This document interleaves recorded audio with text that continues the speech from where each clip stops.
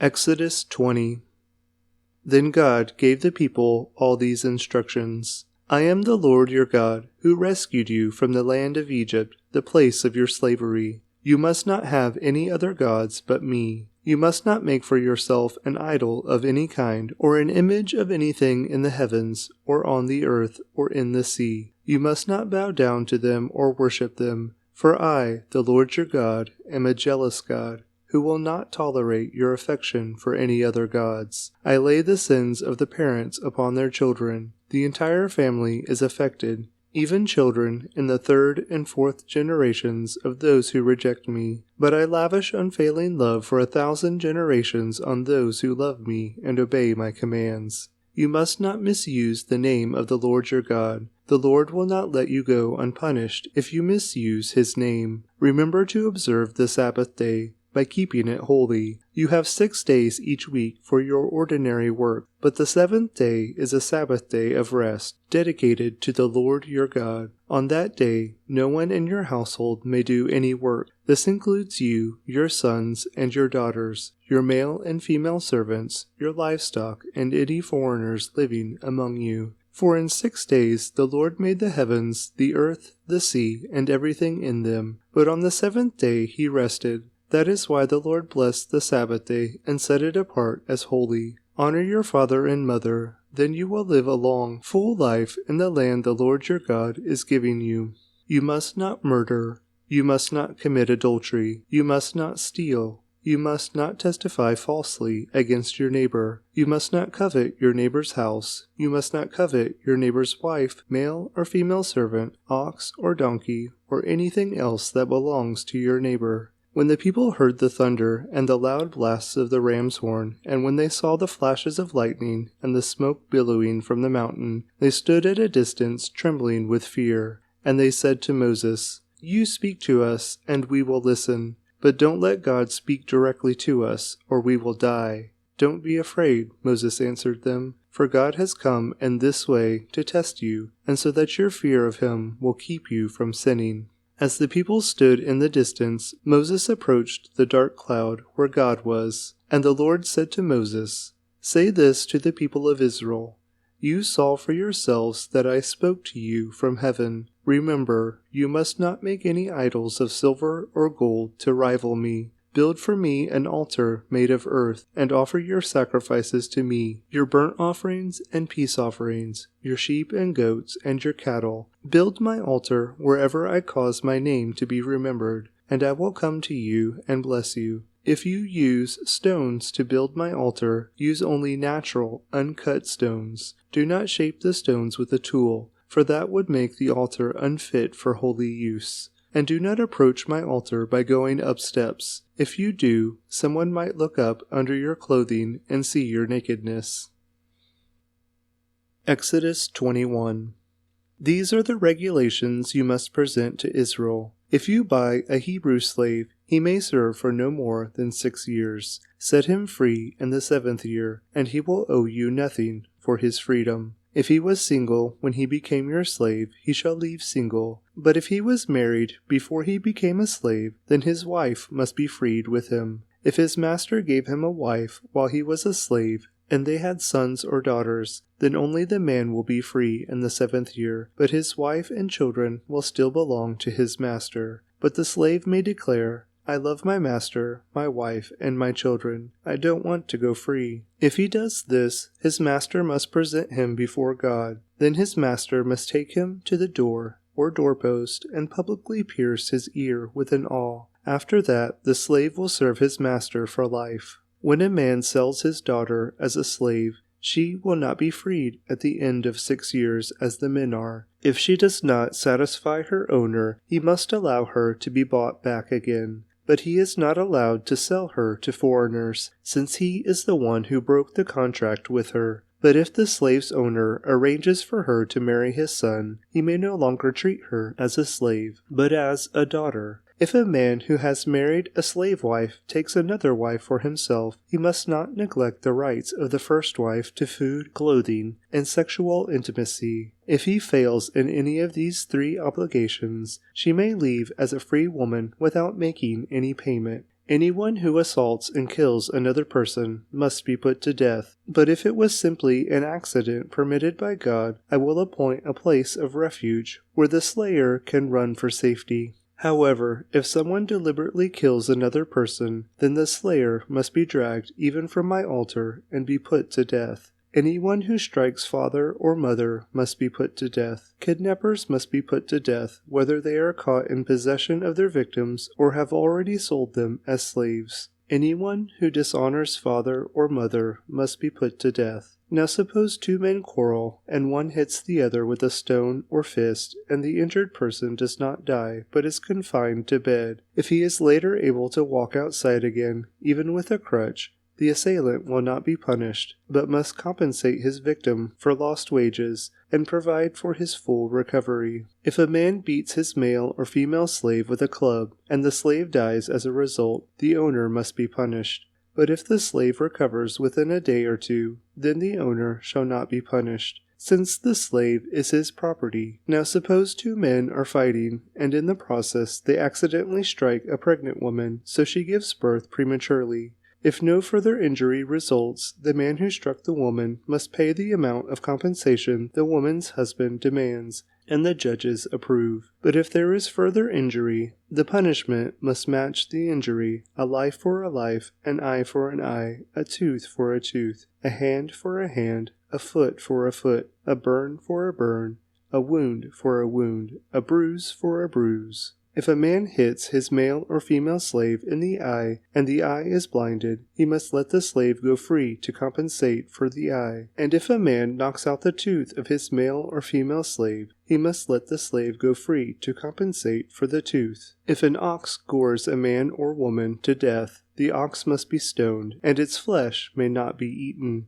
In such a case, however, the owner will not be held liable. Suppose the ox had a reputation for goring, and the owner had been informed but failed to keep it under control. If the ox then kills someone, it must be stoned, and the owner must also be put to death. However, the dead person's relatives may accept payment to compensate for the loss of life. The owner of the ox may redeem his life by paying whatever is demanded. The same regulation applies if the ox gores a boy or a girl, but if the ox gores a slave, either male or female, the animal's owner must pay the slave's owner 30 silver coins, and the ox must be stoned. Suppose someone digs or uncovers a pit and fails to cover it, and then an ox or a donkey falls into it. The owner of the pit must pay full compensation to the owner of the animal, but then he gets to keep the dead animal. If someone's ox injures a neighbor's ox and the injured ox dies, then the two owners must sell the live ox and divide the price equally between them.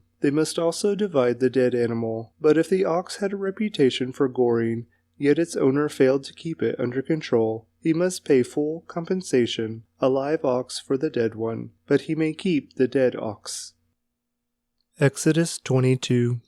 If someone steals an ox or sheep and then kills or sells it, the thief must pay back 5 oxen for each ox stolen, and 4 sheep for each sheep stolen. If a thief is caught in the act of breaking into a house and is struck and killed in the process, the person who killed the thief is not guilty of murder. But if it happens in daylight, the one who killed the thief is guilty of murder. A thief who is caught must pay in full for everything he stole. If he cannot pay, he must be sold as a slave to pay for his theft. If someone steals an ox or a donkey or a sheep, and it is found in the thief's possession, then the thief must pay double the value of the stolen animal. If an animal is grazing in a field or vineyard and the owner lets it stray into someone else's field to graze, then the animal's owner must pay compensation from the best of his own grain or grapes. If you are burning thorn bushes and the fire gets out of control and spreads into another person's field, destroying the sheaves or the uncut grain or the whole crop, the one who started the fire must pay for the lost crop. Suppose someone leaves money or goods with a neighbor for safekeeping, and they are stolen from the neighbor's house. If the thief is caught, the compensation is double the value of what was stolen. But if the thief is not caught, the neighbor must appear before God, who will determine if he stole the property. Suppose there is a dispute between two people who both claim to own a particular ox, donkey, sheep, article of clothing, or any lost property. Both parties must come before God. and the person whom God declares guilty must pay double compensation to the other. Now suppose someone leaves a donkey, ox, sheep, or any other animal with a neighbor for safekeeping, but it dies or is injured or is taken away, and no one sees what happened. The neighbor must then take an oath in the presence of the Lord. If the Lord confirms that the neighbor did not steal the property, the owner must accept the verdict, and no payment will be required. But if the animal was indeed stolen, the guilty person must pay compensation to the owner. If it was torn to pieces by a wild animal, the remains of the carcass must be shown as evidence, and no compensation will be required. If someone borrows an animal from a neighbor and it is injured or dies when the owner is absent, the person who borrowed it must pay full compensation. But if the owner was present, no compensation is required, and no compensation is required if the animal was rented, for this loss is covered by the rental fee. If a man seduces a virgin who is not engaged to anyone and has sex with her, he must pay the customary bride price and marry her. But if her father refuses to let him marry her, the man must still pay him an amount equal to the bride price of a virgin. You must not allow a sorceress to live. Anyone who has sexual relations with an animal must certainly be put to death. Anyone who sacrifices to a god other than the Lord must be destroyed. You must not mistreat or oppress foreigners in any way. Remember, you yourselves were once foreigners in the land of Egypt. You must not exploit a widow or an orphan. If you exploit them in any way, and they cry out to me, then I will certainly hear their cry. My anger will blaze against you, and I will kill you with the sword. Then your wives will be widows, and your children fatherless. If you lend money to any of my people who are in need, do not charge interest as a moneylender would. If you take your neighbor's cloak as security for a loan, you must return it before sunset. This coat may be the only blanket your neighbor has. How can a person sleep without it? If you do not return it, and your neighbor cries out to me for help, then I will hear, for I am merciful. You must not dishonor God or curse any of your rulers. You must not hold anything back when you give me offerings from your crops and your wine. You must give me your firstborn sons. You must also give me the firstborn of your cattle, sheep, and goats, but leave the newborn animal with its mother for 7 days. Then give it to me on the 8th day. You must be my holy people. Therefore, do not eat any animal that has been torn up and killed by wild animals. Throw it to the dogs. Matthew 24. As Jesus was leaving the temple grounds, his disciples pointed out to him the various temple buildings. But he responded, "Do you see all these buildings? I tell you the truth. They will be completely demolished. Not one stone will be left on top of another." Later Jesus sat on the Mount of Olives. His disciples came to him privately and said, "Tell us, when will all this happen? What sign will signal your return and the end of the world?"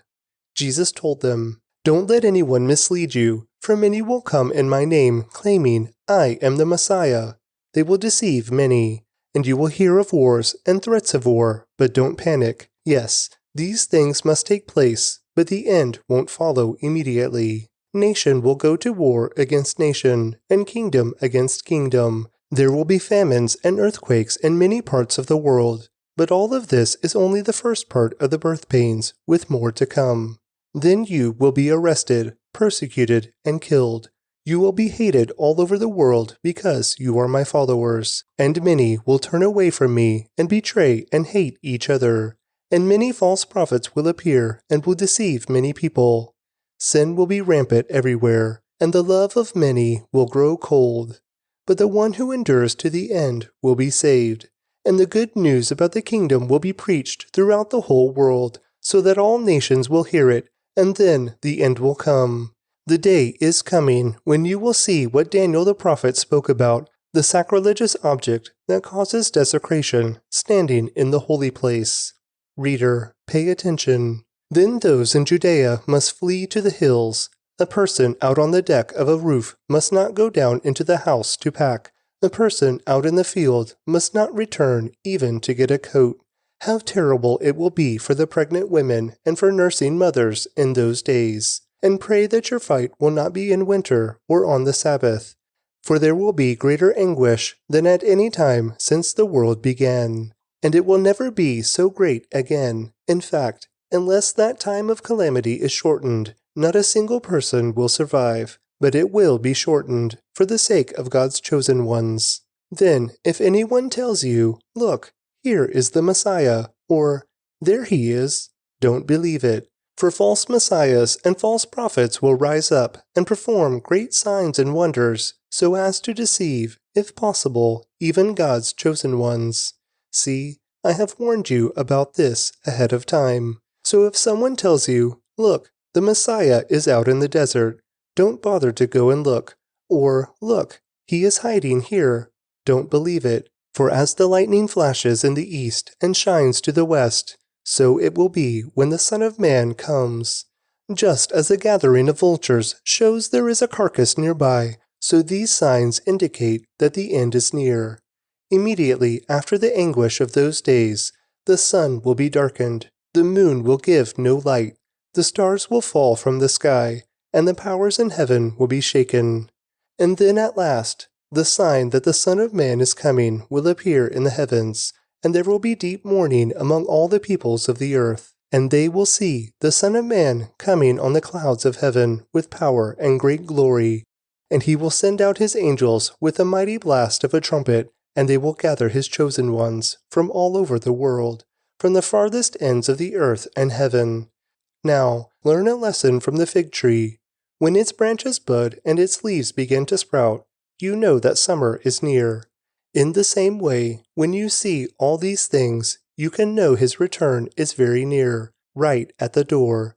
I tell you the truth, this generation will not pass from the scene until all these things take place. Heaven and earth will disappear, but my words will never disappear. However, no one knows the day or hour when these things will happen, not even the angels in heaven or the Son himself. Only the Father knows. When the Son of Man returns, it will be like it was in Noah's day. In those days, before the flood, the people were enjoying banquets and parties and weddings right up to the time Noah entered his boat. People didn't realize what was going to happen until the flood came and swept them all away. That is the way it will be when the Son of Man comes. 2 men will be working together in the field. One will be taken, the other left. 2 women will be grinding flour at the mill. One will be taken, the other left. So you too must keep watch, for you don't know what day your Lord is coming. Understand this. If a homeowner knew exactly when a burglar was coming, he would keep watch and not permit his house to be broken into. You also must be ready all the time, for the Son of Man will come when least expected. A faithful, sensible servant is one to whom the master can give the responsibility of managing his other household servants and feeding them. If the master returns and finds that the servant has done a good job, there will be a reward. I tell you the truth, the master will put that servant in charge of all he owns. But what if the servant is evil and thinks, "My master won't be back for a while," and he begins beating the other servants, partying, and getting drunk? The master will return unannounced and unexpected, and he will cut the servant to pieces and assign him a place with the hypocrites. In that place there will be weeping and gnashing of teeth. Proverbs 24. Don't envy evil people or desire their company, for their hearts plot violence and their words always stir up trouble. A house is built by wisdom and becomes strong through good sense. Through knowledge, its rooms are filled with all sorts of precious riches and valuables. The wise are mightier than the strong, and those with knowledge grow stronger and stronger. So don't go to war without wise guidance. Victory depends on having many advisers. Wisdom is too lofty for fools. Among leaders at the city gate, they have nothing to say. A person who plans evil will get a reputation as a troublemaker. The schemes of a fool are sinful. Everyone detests a mocker. If you fail under pressure, your strength is too small. Rescue those who are unjustly sentenced to die. Save them as they stagger to their death. Don't excuse yourself by saying, "Look, we didn't know." For God understands all hearts, and He sees you. He who guards your soul knows you knew. He will repay all people as their actions deserve. My child, eat honey, for it is good, and the honeycomb is sweet to the taste. In the same way, wisdom is sweet to your soul. If you find it, you will have a bright future, and your hopes will not be cut short. Don't wait in ambush at the home of the godly, and don't raid the house where the godly live. The godly may trip 7 times, but they will get up again. But one disaster is enough to overthrow the wicked. Don't rejoice when your enemies fall. Don't be happy when they stumble. For the Lord will be displeased with you, and will turn his anger away from them. Don't fret because of evildoers. Don't envy the wicked, for evil people have no future. The light of the wicked will be snuffed out. My child, fear the Lord and the king. Don't associate with rebels, for disaster will hit them suddenly. Who knows what punishment will come from the Lord and the king? Here are some further sayings of the wise. It is wrong to show favoritism when passing judgment. A judge who says to the wicked, "You are innocent," will be cursed by many people and denounced by the nations. But it will go well for those who convict the guilty. Rich blessings will be showered on them. An honest answer is like a kiss of friendship. Do your planning and prepare your fields before building your house. Don't testify against your neighbor without cause. Don't lie about them. And don't say, "Now I can pay them back for what they've done to me. I'll get even with them." I walked by the field of a lazy person, the vineyard of one with no common sense. I saw that it was overgrown with nettles, it was covered with weeds, and its walls were broken down. Then, as I looked and thought about it, I learned this lesson. A little extra sleep, a little more slumber, a little folding of the hands to rest, then poverty will pounce on you like a bandit. Scarcity will attack you like an armed robber. Psalm 24. A Psalm of David. The earth is the Lord's, and everything in it. The world and all its people belong to him. For he laid the earth's foundation on the seas, and built it on the ocean depths. Who may climb the mountain of the Lord? Who may stand in his holy place? Only those whose hands and hearts are pure, who do not worship idols and never tell lies. They will receive the Lord's blessing and have a right relationship with God their Savior. Such people may seek you and worship in your presence, O God of Jacob. Interlude. Open up, ancient gates, open up, ancient doors, and let the King of Glory enter. Who is the King of Glory? The Lord, strong and mighty, the Lord, invincible in battle. Open up, ancient gates, open up, ancient doors, and let the King of Glory enter. Who is the King of Glory? The Lord of heaven's armies. He is the King of Glory. Interlude.